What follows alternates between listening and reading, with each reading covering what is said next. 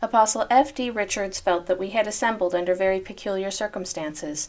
We had not done with mourning for the loss of the President of the United States before we were called to mourn the loss of the presence and services of an apostle of the Lord, and also that of a young and faithful brother who had been called to meet a circle of friends more intelligent and glorious than any on earth. Brother Pratt's life had been distinguished by the labors of over half a century in this cause.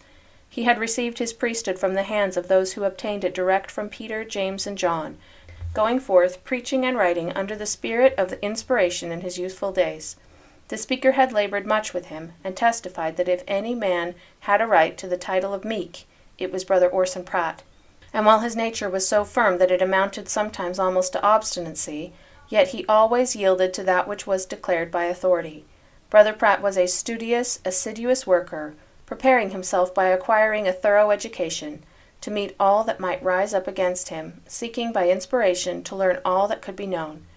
The speaker referred to the testimony of Professor Proctor, that Brother Pratt's work on astronomy were entitled to the admiration and respect of the scientific world. When this church was in poverty, in want, he labored and toiled continually in its interest, as well as when he was placed in a condition of greater comfort. In speaking of the life's labor of such a man, it was difficult to tell where to begin and where to end. He had, however, finished his work, fought the fight, and kept the faith, and secured his crown. He was now where his powers were extended, where doubtless he could see as he was seen, and know as he was known. The speaker had sat at his feet, being pleased to learn of him.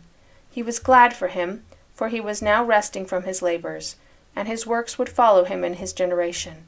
He had earned the power to bless all of his posterity who would be obedient.